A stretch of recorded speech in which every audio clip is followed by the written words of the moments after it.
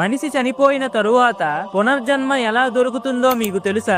మనిషి చనిపోయాక యమదూతలు వచ్చి ఆత్మను యమలోకానికి తీసుకుని వెళ్తారు. యమలోకంలో యమధర్మరాజు ఆత్మ యొక్క మంచి చెడులను లెక్కబెట్టి ఆత్మ పూర్వ జన్మలో చేసిన కర్మల ఫలితంగా 4 లోకాల్లో ఏ లోకానికి పంపించాలో అని నిర్ణయిస్తారు. అందులో మొదటిది వైకుంఠం. ఈ వైకుంఠంలో ఎన్నో మంచి పనులు చేసి చీమకి కూడా కీడు తలపెట్టని ఆత్మలను పంపిస్తారు. రెండో లోకం స్వర్గలోకం. ఎవరైతే భూమిపై న్యాయంగా ధర్మంగా జీవించి ఉంటారో వాళ్ళు ఈ స్వర్గలోకానికి వెళ్లి కొన్ని రోజులు అక్కడే ఉండి తిరిగి భూమిపై మనిషి రూపంలో పుడతారు. మూడవది పితృలోకం. ఈ లోకంలో ఆత్మ చేసిన పాపాలను ప్రాయశ్చిత్తం చేసుకుంటుంది. అంతేకాకుండా పితృలోకంలో ఆత్మ తన పూర్వీకులతో కలిసి వారితో పాటు భూలోకంలో మనిషి రూపంలో జన్మిస్తుంది. చివరి లోకం నరకలోకం. ఈ లోకంలో పాపాలు చేసే వాళ్లను, మోసాలను చేసే వాళ్లను, జంతువులను హింసించి బలిచ్చే వారిని నరకలోకానికి తీసుకొని వస్తారు. ఈ నరకంలో ఆత్మలు వారు చేసిన పాపాలకు శిక్షను అనుభవించి